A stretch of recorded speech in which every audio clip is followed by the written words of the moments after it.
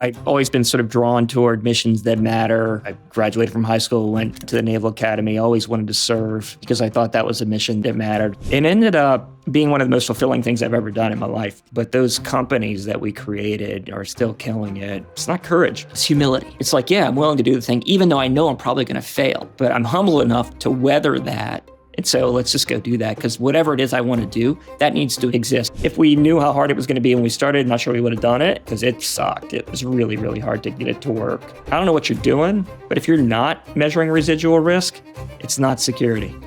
You're doing something else. We can win, but we have to think differently. Welcome to Secure Access with John Dillard, your front door to the future of compliance, security, and tech.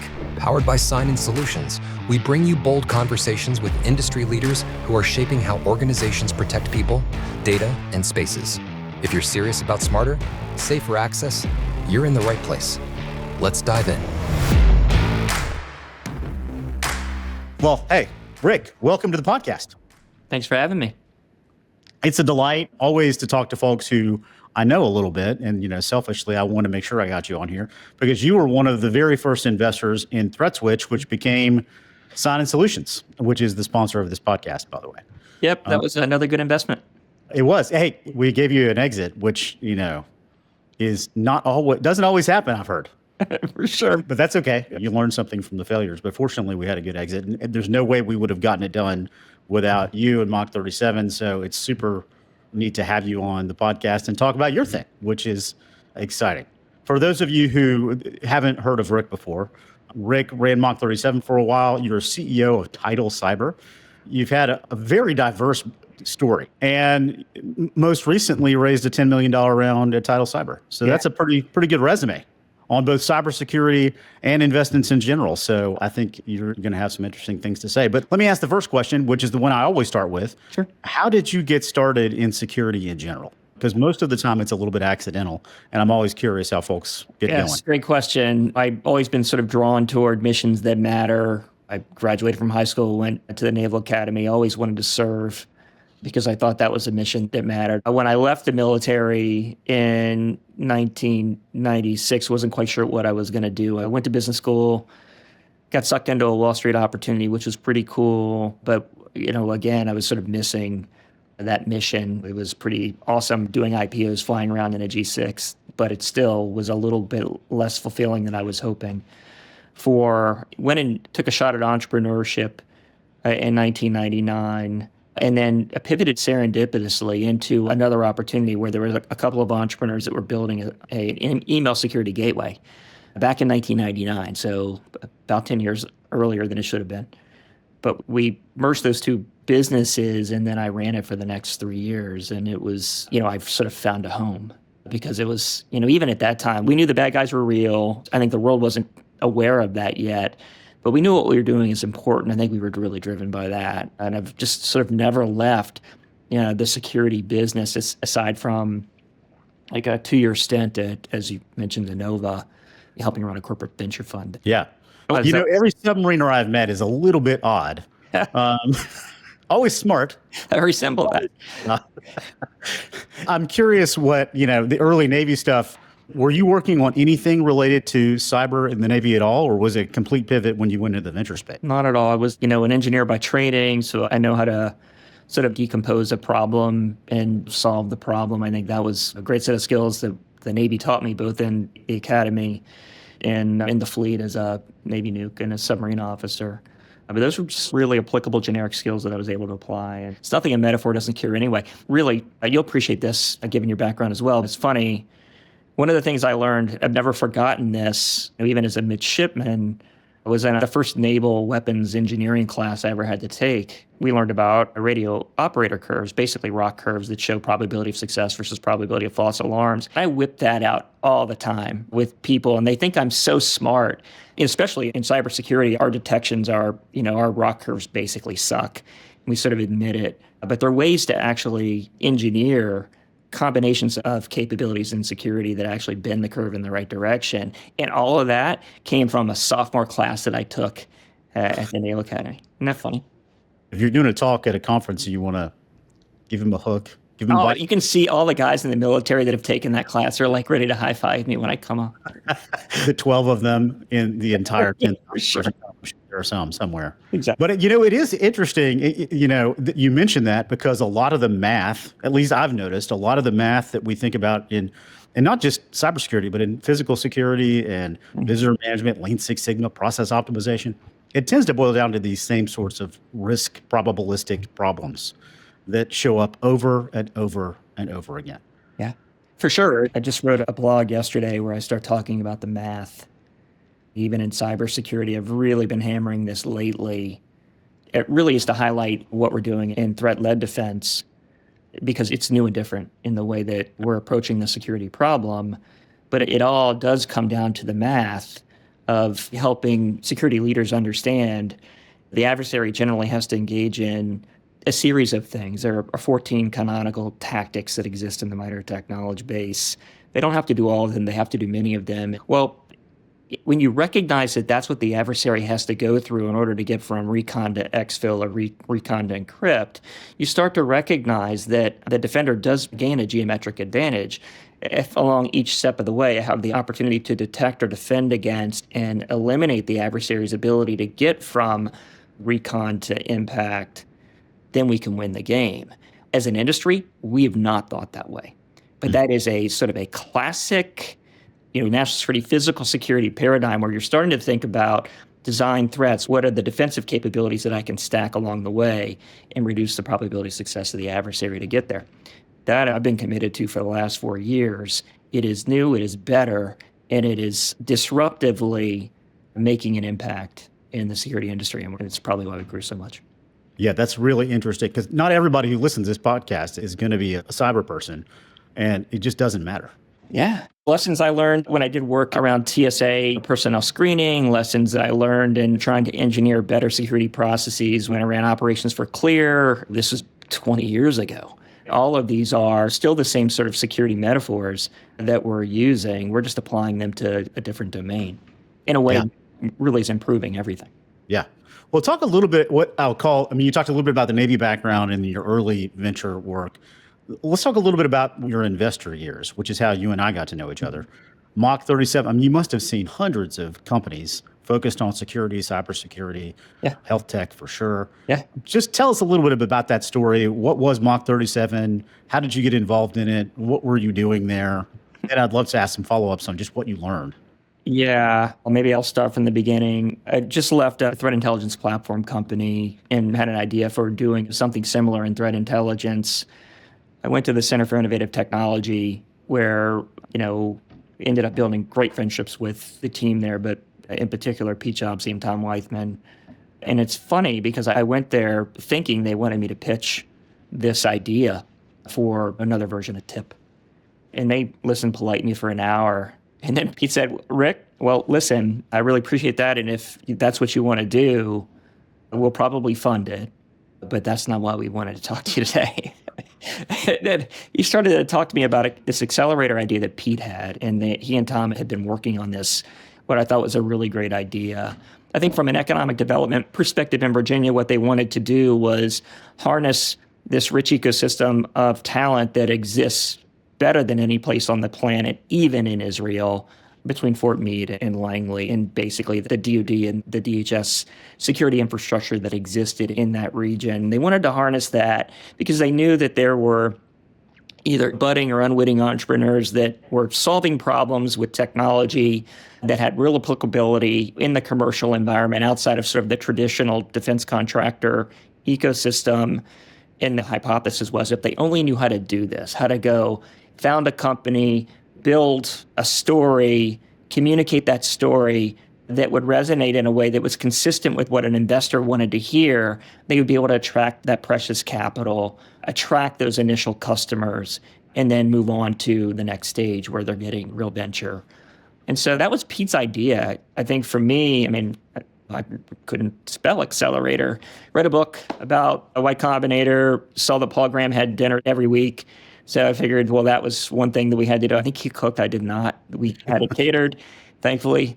It ended up being one of the most fulfilling things I've ever done in my life. The investments were great. We made some really great investments in security product companies that went on to be super successful, at least one on an IPO track right now, that otherwise might not have existed had we not built this ecosystem that included training, engagement, collaboration, all the ingredients of successful entrepreneurial ecosystems, basically cramming them into once a week into this facility that we had. It was super rewarding, and it really did take on a life of its own. It was really funny. I understood that we needed a mentor network to be credible. This was Rick dialing up all his friends in the industry saying, hey, I want you to do me a favor. I want you to come in and meet with our guys. That was humbling. The people that came to speak or teach that were supremely successful in different facets of the security ecosystem, that was pretty amazing. But what was really surprising to me was that we were asking people to become mentors and asking them if we could put them on LinkedIn just to start to build our credibility as a Mach 37 mentor. And all of a sudden it shifted where people were calling me because our brand had become important enough that other people that I thought were amazing wanted to align with us. It was pretty cool. And when it happened, all of a sudden we knew it had auto-catalyzed. Unfortunately, the Commonwealth couldn't continue to fund it forever. I think it was difficult to sustain it in the same way beyond that. And so we had to go off and find other things to do. But those companies that we created are still killing it. I mean, Huntress, of course, a lot of people have heard of, Threat Switch for sure, Steel Mountain, Adlumin, Black Kite. It used to be Norm Shield. All of those are really huge successes that I think and the community that grew up around it. I mean, for my part, just my part, because of my experience at Mach 37, there's no way I would be doing the stuff in the startup mentoring and investments. And, I'm involved with Venture South and Techstars now. I wouldn't be doing any of that if it wasn't for you guys. There's no question. So I'm curious, for sure. A lot of other founders have that experience where, it's something that you want to be a part of, even if your company doesn't work. I hope so. It's like what actually super interesting point. I do think we overinvested in educating these entrepreneurs how to do it and whether or not they were successful with and most are not. I mean, pre-seed investments are, it's still super high risk, right? We modeled 1 in 6. We got about 1 in 6, returned money to the fund. One of them returned, multiple times over. But that wasn't what it was about for us. For us, it was about building an ecosystem and teaching not only the entrepreneurs how to do it, but the community how to do it here. And we effectively did that. But our commitment to every entrepreneur that came into the program was that they would learn how to do this. They would get the equivalent of a master's degree education in cybersecurity entrepreneurship. They would know how to do it because they're likely to go do it again. And I come across them all the time where they just, they've done one thing, they've done another thing. Steel Mountain guys are a good example of that. Serial entrepreneurs had a good exit to last. Once you've done one, it takes a lot. You probably need a break between things, but you sort of never really lose the edge or the desire to go do another one. Yeah. I mean, I don't even know how many, especially all the ones that pitched you that you didn't invest in. What did you learn about cybersecurity that you would share with other security leaders? That just in the process of seeing all of these very good ideas and some very good ideas that don't make it, but nonetheless are pretty good ideas. What are 2 or 3 nuggets that you take away from that experience that you share? So it's the biggest ones are more about entrepreneurship than they were about cyber security specifically. And I think there's one just lesson that I think people, if you decide that you're going to go on this journey, you need to understand what the odds are and do it anyway. A good entrepreneur is going to sort of recognize that there are all these necessary but insufficient ingredients, and everything is necessary and insufficient unless you include luck.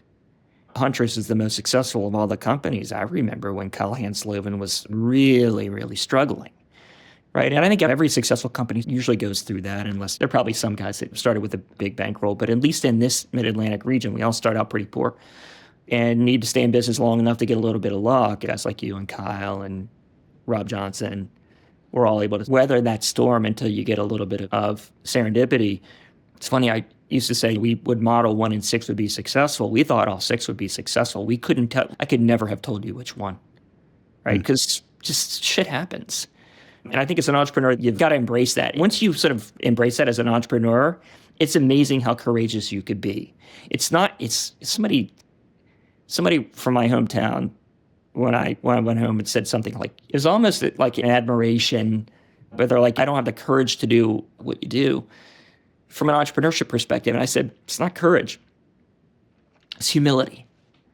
It's like, yeah, I'm willing to do the thing, even though I know I'm probably going to fail. But I'm humble enough to weather that. And so let's just go do that, because whatever it is I want to do, that needs to exist. Let's go do it. Yeah. And that's probably, like, that's the biggest lesson. It wasn't sort of, specifically cyber oriented, but hopefully it's, important. Well, the phrase you just mentioned was a belief that the thing needs to exist. Yeah. We just had Michelle Lambiasi on. Her episode just dropped not long ago. She's Chief Security Officer at SAIC. We talked a lot about the early stage company ecosystem, which was a surprising thing to be discussing with her because of the position she's in. But they just invested in a company called Nooks, Sean Blackman. It's one of those things where I met Sean early on, and they're a company that builds out SCIF facilities for classified work for a variety of different companies. Mm-hmm. I remember thinking, man, there are a hell of a lot of obstacles getting this done. I mean, this is going to be a battle. But he just believed. And Michelle's point in our conversation, and I'd love to get your take on this, was that despite there's a lot more capital out there. Well, there are ebbs and flows, but there are certainly more entities providing capital than at any time, probably ever. They pull back from time to time and they get nervous. They have, they're fickle. They do all the things they do. But for companies that are building security products of any kind, digital, physical, doesn't really matter, there's still a hell of a lot of obstacles that are unique to security, especially aerospace and defense related, that make it so difficult. And Michelle's point was that they feel like they have an obligation to try to figure out how to support these emerging companies. Yeah. And Andrew Hill is came out of nowhere. They're really fast. It can happen. But I wanted to get your take on what you think those obstacles are and what the hell we should do about it.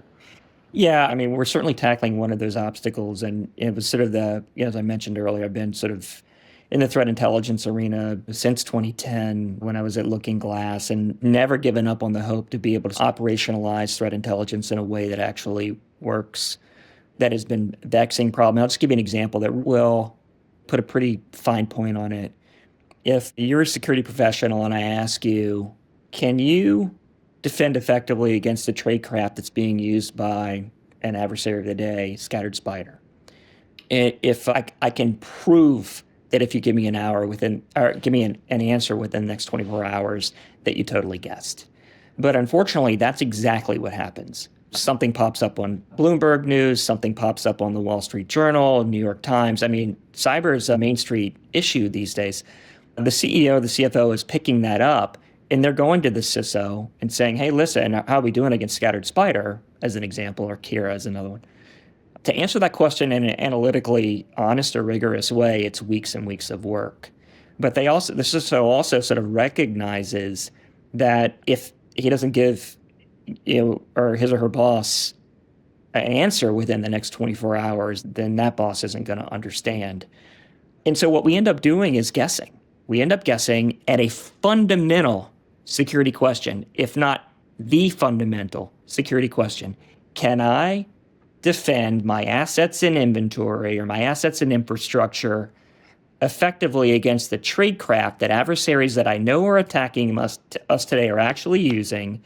And if not, how should I apply my scarce resources in the most effective way to reduce residual risk by the greatest amount that's affordable? That's the job of the security professional, from soup to nuts. That's about the best definition I've heard. In cybersecurity, we can't do it. We've never been able to do. Now, think physical security or national security. We spend lots of time and effort trying to understand what the design threat is. What are the bad guys going to try to do against us? Okay, that's the design threat. Now, what are our defenses? These are the defenses that we built and designed, but these are intended to align effectively against the tradecraft that adversaries will use against us. And this game becomes this sort of organic cat and mouse game of, okay, well, this is where they've innovated. Okay, we're going to close that gap, or maybe that gap's already closed with this thing, this capability we didn't realize we had. But we continually do this analysis of threat and defense, threat and defense. And then we try to decide, okay, well, all the gaps that I'm aware of right now, what thing can I do or what investment can I make that actually reduces the greatest amount of residual risk by the greatest amount? And that's the job, right? In cybersecurity, up until sort of, we built our company, you've never been able to do that. And that is arguably, that is security. And it really, it's a little tongue in cheek, but, if you're not doing that, what are you doing? I mean, we call that, is it compliance? Is it, attack surface management where I'm sort of deterministically, I've got a bunch of patches I got to do, so let's just go patch?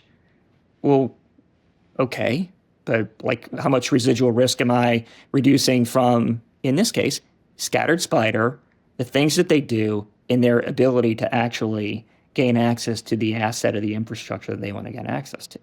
That's where we're trying to push the industry. Yeah. And that's a nice segue into talking about your shift to MITRE. Sure. Which in many ways, I guess, sort of teed up Tidal Cyber. So you're in this investment community for a long time. Mm-hmm. What was the impetus for shifting over to join MITRE? And thoughts on MITRE and their role in the cybersecurity community in general? Profound, historically profound. I'm a little bit concerned about what's going on with funding available for FRDCs in particular, but the generational impact that MITRE has made, especially in security, national security, but cybersecurity in particular, it's been irreplaceable. And that is, it's a mission worthy supporting, and our government needs to continue to do that. The reason I went to MITRE, even when I was at Mach 37, I was aware when Blake Strom had created MITRE ATT&CK. And I've always been not obsessed with, but sort of always thinking about how do you solve this threat intelligence problem, basically answer that basic security question. And I saw what MITRE had done, or MITRE ATT&CK had done, was create a way to democratize the availability of threat intelligence by creating this sort of hierarchical tactics, techniques, and procedures framework for filing new events that are occurring, new reports that emerge in the open source. And then it's basically a hierarchical inventory of tradecraft that adversaries use, and MITRE made it available to everyone the way that MITRE does, right? They democratized threat intelligence in a way that had never been done before, and the world needed that, right? Critical infrastructure in the U.S. definitely needed that. Teams can't afford to, pay somebody for all that information. And I was really impressed by MITRE's sort of taking that and running with it and democratizing it. Just a real quick segue on that, just sort of philosophically, I've always loved threat intelligence. I've always thought it was problematic, though, that the way that we treat threat intelligence in our country is, or maybe in the world, is equivalent to this metaphor. Your neighbor's home gets broken into, gets robbed, right? You see the police next door, they're doing the investigation, they're figuring out how they get in. You walk across the street and ask the policeman, well, how'd they get in? And the policeman says, you have to pay me $1 million. Yeah. That's where we are. That's where we have been. And sort of the way that our community, our industry has really thought about threat intelligence, somehow the victim's data became the property of somebody doing the incident response report or somebody, and then that got turned into an asset that was kept intentionally scarce so that the individuals behind that business could make money. Doesn't make a lot of sense.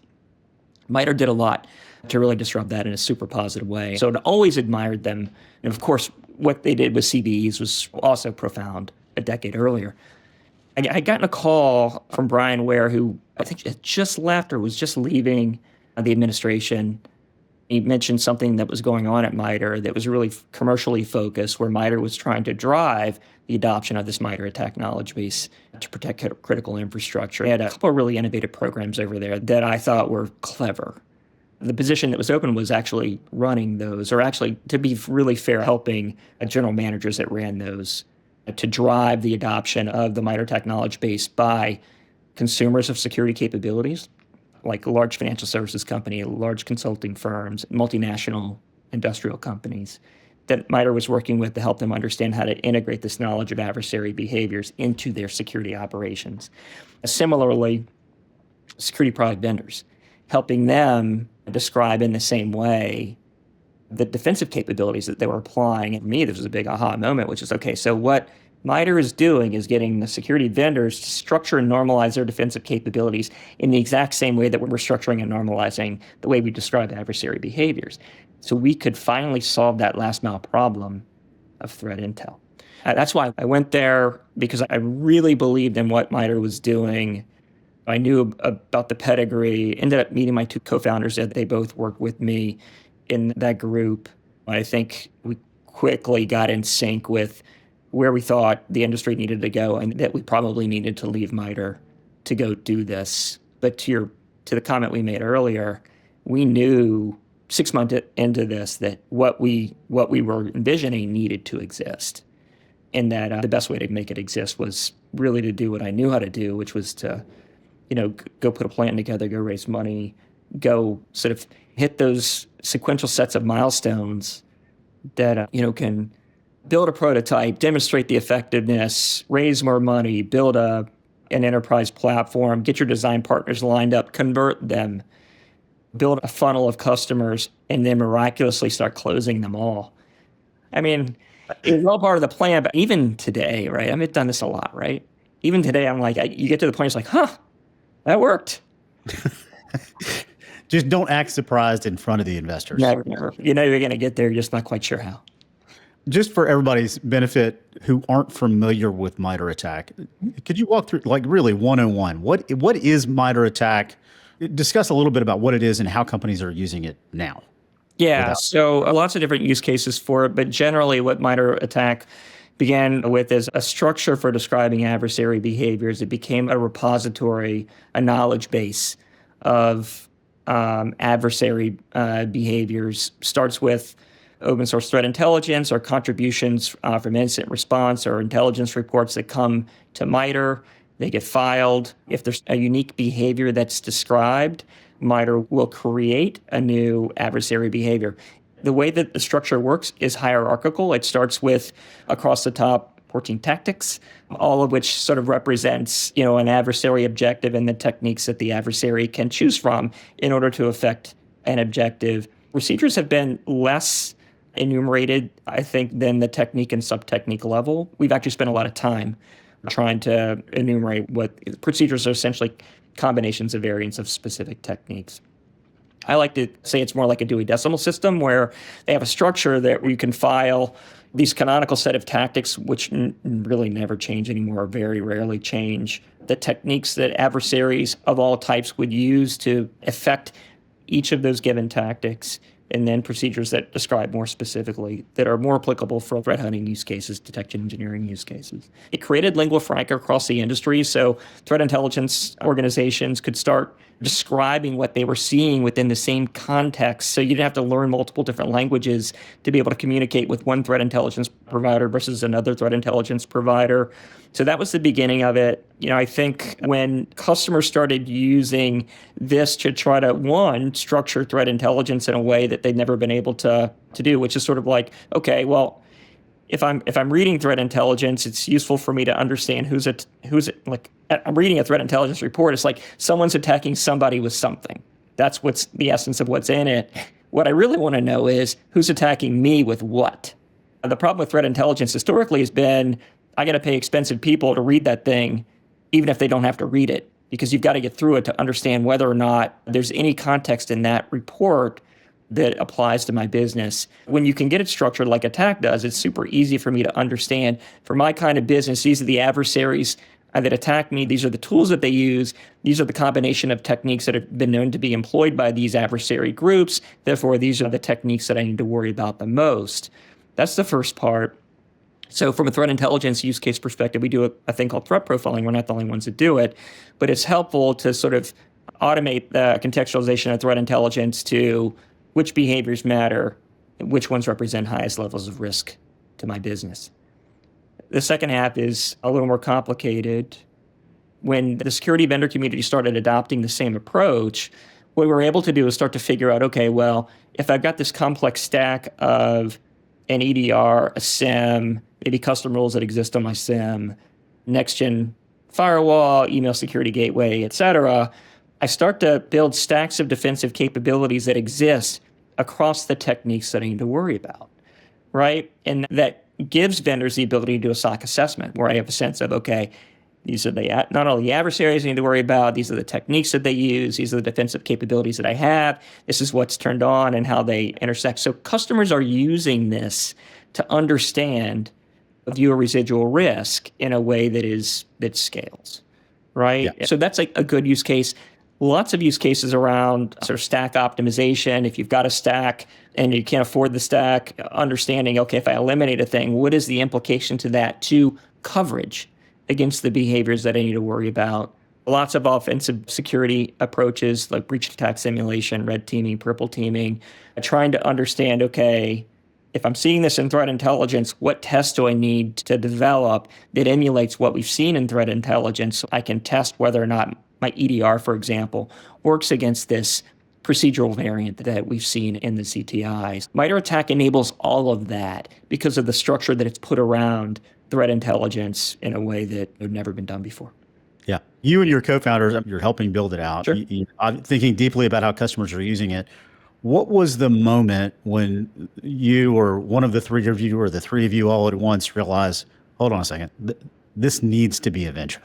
Yeah, it's probably sometime around August of 2021 where we were sort of evaluating, could we do this at MITRE? We knew the thing needed to exist at that point. It doesn't take a genius to sort of figure out when business objectives don't necessarily align.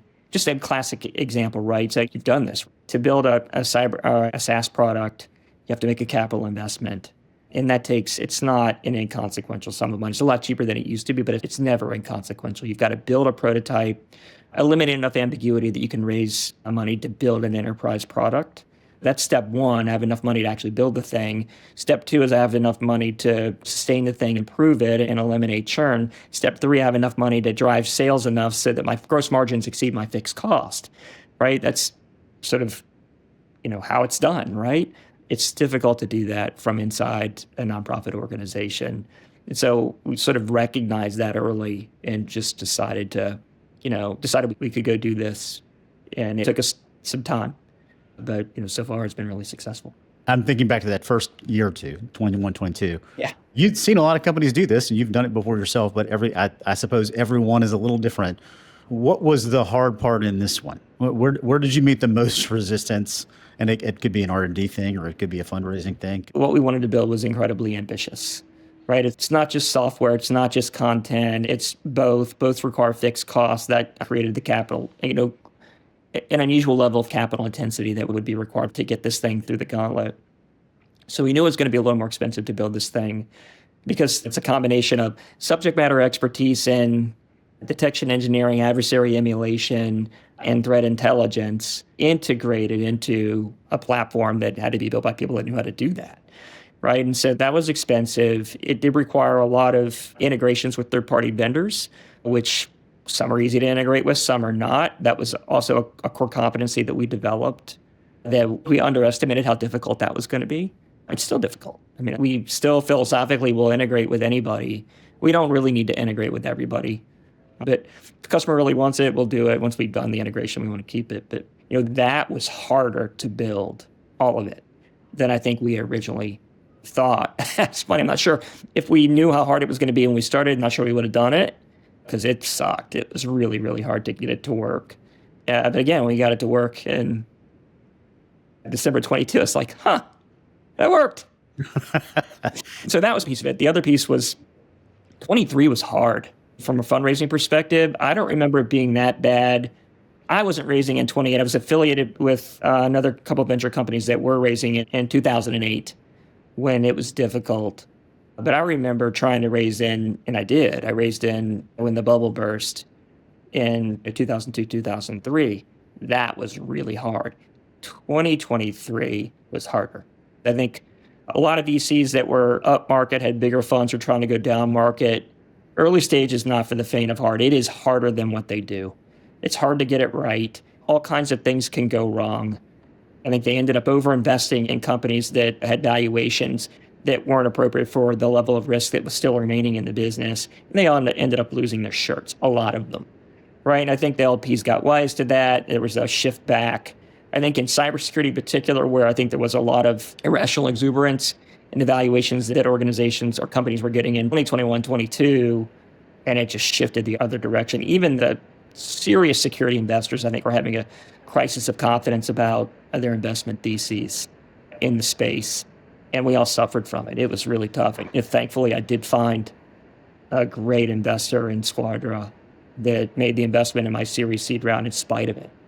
Right? Yeah. They had a lot of conviction in us, and it's going to work out for them really well. But they didn't have to do that. But I remember in 22, we were small then, so we had options, but like having an unacceptably low level of money in the bank account before we actually closed the round. Same in 23. It was like we all threaded needles.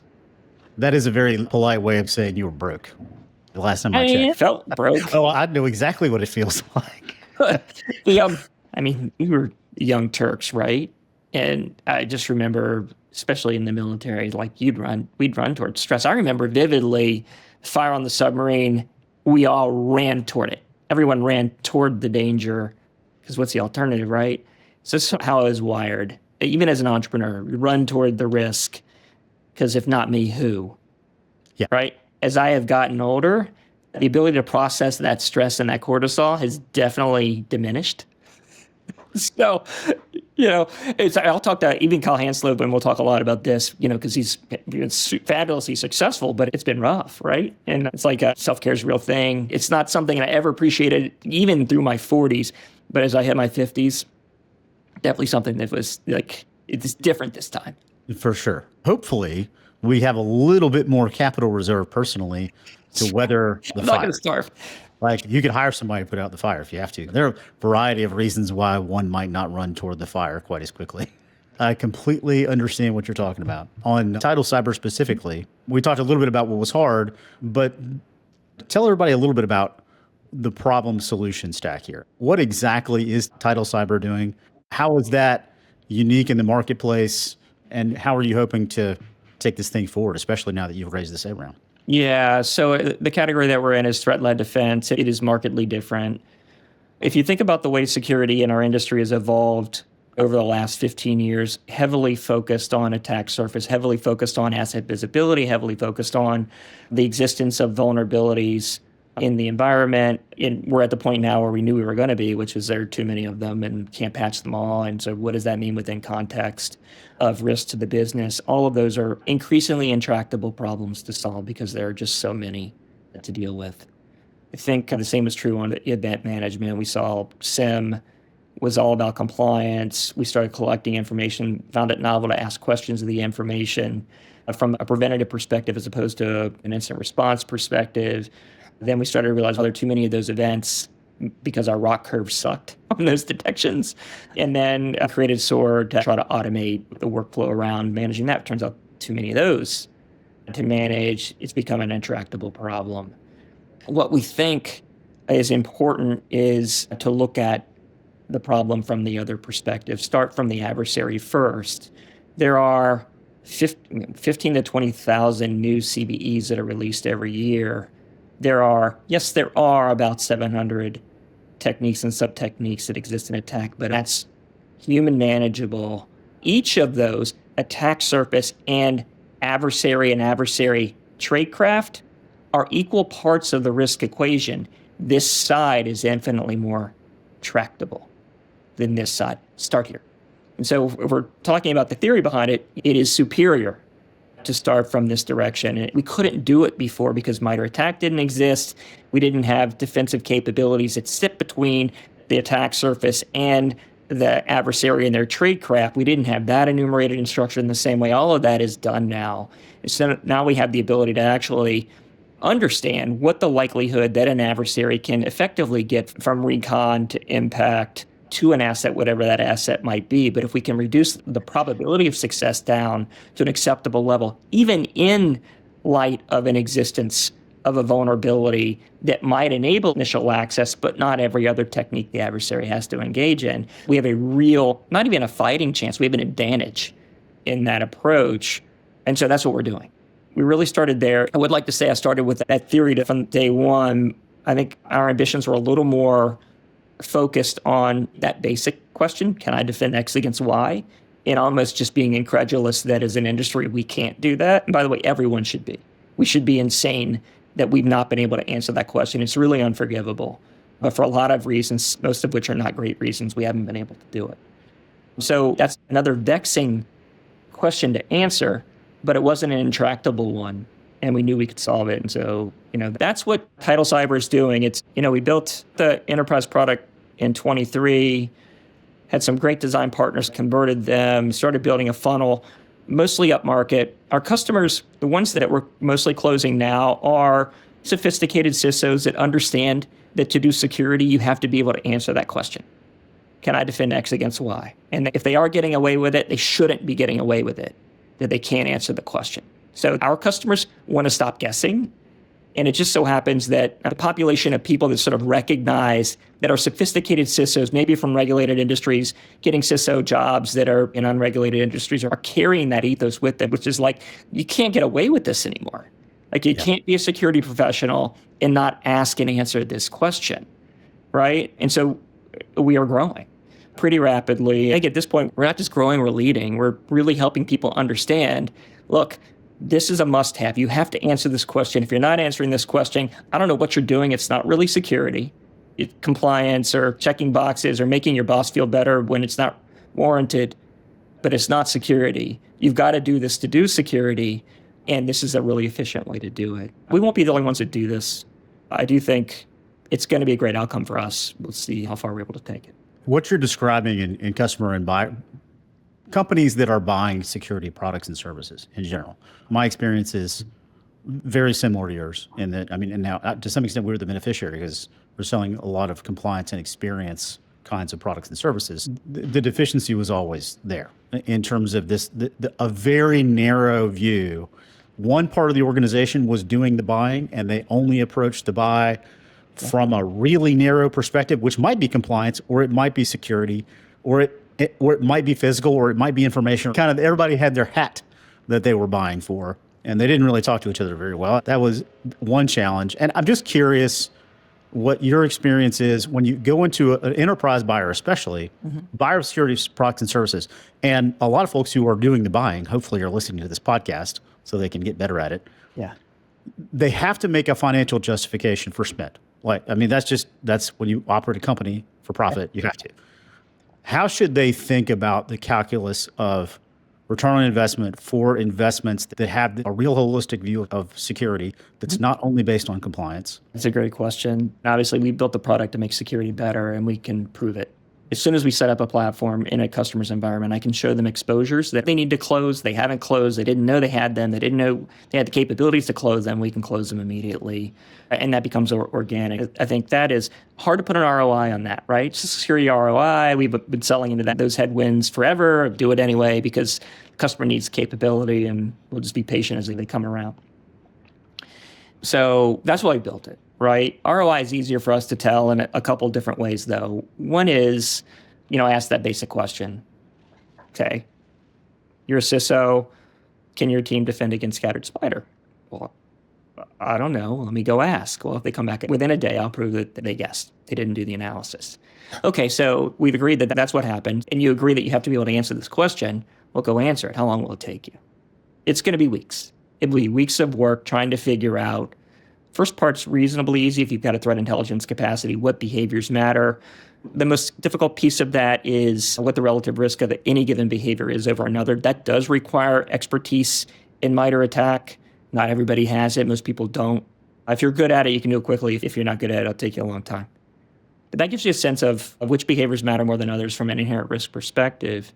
The more difficult piece is then sort of understanding, okay, well, can I defend against it? Or more importantly, which of those do I suck at defending against, right? And that process is long and drawn out and even more complicated. It's sort of trying to understand, okay, well, then of all the things that I have where I have unacceptable levels of residual risk, what is my next best action to be able to ameliorate that risk by the greatest amount? Again, another many days of work. And this is just on a simple question that gets asked all the time, anytime there's a headline about a new adversary group in Bloomberg or whatever. That we did a benchmark study with one of our large customers, insurance company, that we basically asked a senior detection engineer and a junior analyst. The senior detection engineer did not have our platform. And we asked the question, okay, well, we did half the work. If it's another ransomware group, we basically said, okay, these are the behaviors. This is the relative risk. Can you defend against it? And we bounded by a 6-hour period. To his credit, that senior engineer manually was able to find one gap and recommended remediative action for that gap. Just by comparison, within 30 minutes, the junior engineer had 11 enumerated and recommendations to fill those. And like that's 132x efficiency gain, right? And so the first step, though, may require a sophisticated security leader to admit that to do security, you have to ask and answer this question. And so that's really what we're trying to get people to understand is like, I don't know what you're doing, but if you're not measuring residual risk, it's not security. You're doing something else. Yeah. And I love how effectively I could take that and deploy it in visitor management too at my old job. It's like, okay, if you're facility security, can you defend against somebody who's impersonating an employee with a fake badge? Go. Yeah. And if they can't really answer that question, yeah, what are you doing? I mean, what is it you call what you're doing? It's theater. I mean, Bruce Starr would probably say it's theater, right? Yeah. It's like, I think it's more well intended than that. I think it's like a lot of people get into habits. It's never been practical to do this before. Answering that question was never practical. And I know that most customers, unless they've been doing this, can't do it. The question is, can they really intellectually, honestly argue that they shouldn't be doing it? Now, with this Series A, and well, number one, tell us a little bit about it. And two, what's the plan? I mean, this, I'm sure it was a slide in the deck. What's the use of funds? Yeah, I mean, all the normal things, right? I think Pixel was the lead participation by a lot of our existing investors already. Pixel was introduced to us by another co-investor friend from Blue Ventures, really like this investment team. A couple of reasons. One, they're easy to get along with and they get us. They understand the vision of what we're doing. They have a pretty strong security investment portfolio, some of which could be complementary to us over time. So that was useful. The European fund. And we've actually grown quite a bit in Europe. I think for whatever reason, this sort of residual risk story that we have resonates more with European sensibilities, and we seem to have grown significantly there without having to make a huge investment, and having a European-based fund really help us sort of figure out how to leverage that strength and grow more quickly. Was a huge advantage for us. Glad the round is done. We've got significant capital to continue to grow. It'll probably be equal split between product and engineering and go-to-market. We are incredibly capital efficient. I think you know this, right? I spent a lot of time even teaching you guys how to model when you're at Mach 37, how to model your business. The answer is not in the model, it's the process, right? It's basically stating your assumptions, coming up with approaches to measure how accurate those assumptions were. And then over the period of time, you learn your business at a very low level of abstraction so that there are no surprises. So I've got 24 months of operating data on go-to-market from lead to close, every stage, time and stage. All of that is baked. And so we know where to make the investments in lead gen and sales and engineering and SDRs and AEs, and already seeing the ability to scale it very quickly. So all that's working really well. Our LTV to CAC is super attractive. What I would consider, it's got to be top decile. And so our SaaS metrics are, I think, best of breed. And so it's just the business, right? And it's working really well. And we keep making these investments, and we'll make the investment and we'll try to project what we think the improvement on our metrics are. And all of that is working really well.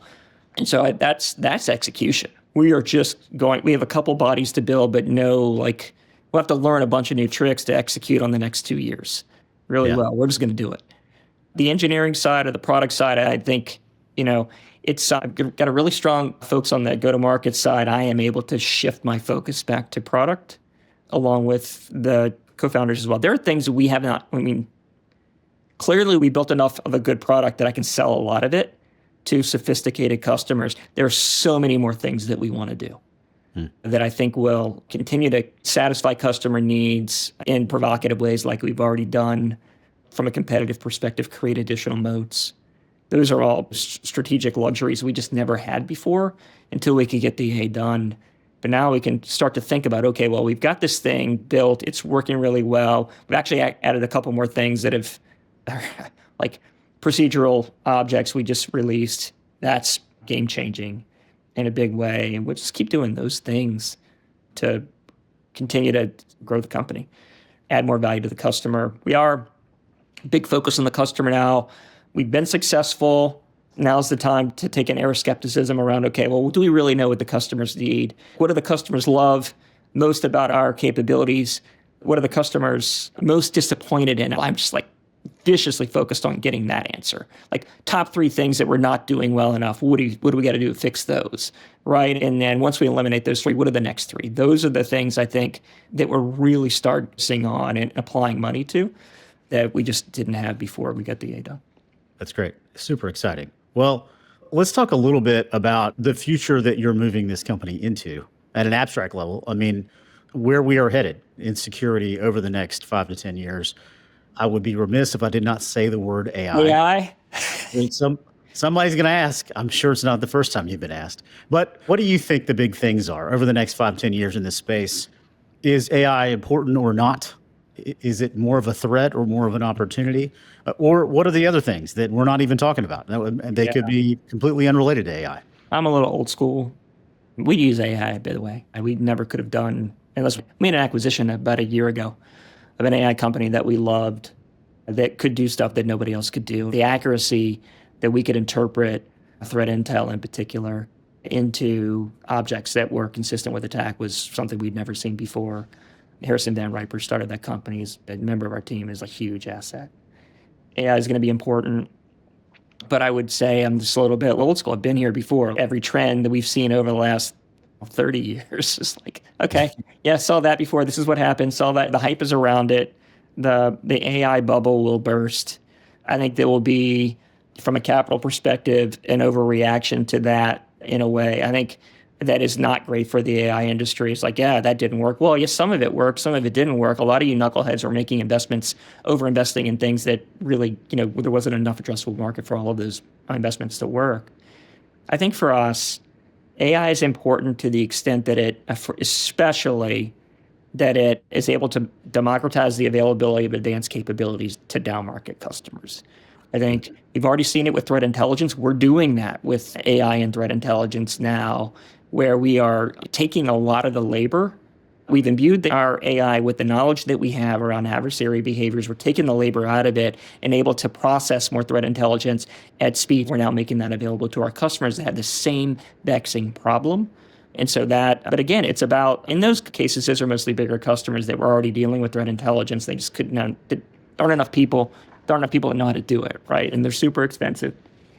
So what I do believe will happen, though, is that because we're able to do that, we end up democratizing it down market so that customers can have the benefit of it, but they don't have to be experts in it because we've made it cost effective to be able to help any customer, any size, understand who's attacking my company with what, can I defend effectively against it? What's my residual risk look like? There's lots of applicability for us in AI and to other use cases. Once we've taught machine learning to do this thing with MITRE ATT&CK, pivoting on that in other use cases is actually pretty easy. There's a whole lot in our pipeline of new features that are enabled by that we can continue to push. Yeah. Now, the one side of this that I worry about a little bit, I've done 1 or 2 talks on it and have talked to guests about it, is the exact same thing you've described, which is the democratization of access of these tools, not only to us, but to our adversaries. And what that does to the threat environment, and certainly nation state actors, but now you've got tools in the hands of every chucklehead with access to a GPU, can do pretty sophisticated stuff that begins to, an attacker that follows a particular pattern is one thing. An attacker that is autonomous and can change its tactics, including writing its own scripts midstream while it's attacking to do other things that it wasn't trained to do, is a little scary. And I'm curious what your customers are saying about that. And is that our future? How do we adapt to it? So I think they're concerned about it. I don't think we've seen as much empirical evidence that, as we're worried about at this point in time, but it's inevitable. right? One of the things I think that you can get some solace out of the fact that, if, human or machine decides to pivot a little bit with the implementation of a given technique, create a new procedure to execute something, the artifacts of whatever that new exploit do exist. In many cases, those artifacts, if you're asking the right kinds of questions and you're building the right kinds of detections that are not quite so brittle, you're going to pick them up anyway. You may not pick them all up, but you just got to remember you're given many opportunities. Like the breach isn't the initial access, right? The adversary has a lot more work to do to get from, my intern's computer to a workload that exists in one of our production environments, right? And so each one of those steps represents an opportunity for us to do that detection. Now, if we're aware of the universe of capabilities that the adversaries that we care about are actually using, the likelihood is we'll pick those up along the way. It may be one thing for AI to innovate and create one new one or one novel approach that maybe we don't have a detection for, but not all of them. I think the likelihood of that happening in a sequence of cascading sets of completion of tactics is pretty small. Either that or really, really expensive. Yeah, makes sense. My most recent work in this area, of course, has been in and around compliance, to a lesser extent, physical security, visitor management solutions. And a theme that I've picked up in talking to a lot of guests is the walls between what you say security pretty consistently, and you don't actually say cyber very often. But cybersecurity is kind of an arbitrary, weird thing that we call a certain class of problems that, and to your credit, you've made it very clear that security is kind of security. It doesn't really matter that it happens to be cyber. But we still have in these organizations, especially the ones that you're selling to, that I sold to, that are hopefully listening, that, you have information security, you have physical security, you have facilities, you have personnel security, you have cyber, you have national security. To what extent are these distinctions nonsense? And are we hopefully headed toward an environment where we can begin to break these things down? Is it an important problem or not? Is it creating artificial barriers? No doubt. I think the same metaphors prevail from one domain to the next. And all of a sudden we have to use different kinds of terminology. I'm as nerdy as the next guy, right? And so I sort of dig understanding some of the vernacular, but even as old as I am, I can't possibly keep up, right? But the principles don't change, right? I think and I do think, I hesitate saying it, I don't want to indict anybody for actually perpetuating these barriers, but I do think it's actually, we've seen it hurt the cybersecurity community because we tend to get into the weeds because of something that was incredibly wonky, when that's not the most appropriate way to communicate. Okay, well, here's the risk to the business. At the end of the day, the C-suite cares about the risk to the business. It's not even the value of the asset they care about. What they care about is, okay, well, does it take the business down? What does it cost me to remediate? What's the impact to brand, right? All of those things are not as integrated into the thinking that we do in cybersecurity as we ought to. We do have good partners. I have a great partner that actually thinks about this, a guy named Chris Correa at CGS Cyber. It's just consistently trying to bring everything back to that story, which I think is super important. And once the cybersecurity community actually starts to learn to communicate that way, we're going to be a lot better off. Yeah, absolutely. All right, time for some rapid fire. I'm going to ask you a few questions, quick, pithy answers. Not all of them are that serious. The first one, I might know the answer to this already. Most overhyped buzzword right now. Oh, AI. Dumbest security habit execs cling to, at least the ones that you hang around with. Oh, passwords on stickies. Passwords in general, you could argue. The stickies is next level. Hopefully, not that many from left, but unfortunately, I think there probably are still some passwords on stickies. One Navy lesson that you think every leader should be applying. Is this family? Okay, I'll say it. Are you kidding me? I just had lunch with my commanding officer last week. A guy named Bill Burke, great guy. Got 3 stars. What he said was, we were in the bridge. I was the most senior junior officer. I was conning out the submarines. They were pulling out, or getting ready to pull out, and all of a sudden, like, he hears one of the chief or senior chief downstairs drop the F-bomb. He just starts chuckling. He could hear all the way up the sail, right? And he goes, Rick, I love when I hear that. I go, well, why, sir? And he's like, because shit's getting done. So, I mean, great Navy lesson. It's like, okay, you get it. It's like people are intense. They want to get stuff done. Nobody takes it personally. Everybody's like just focused on the mission.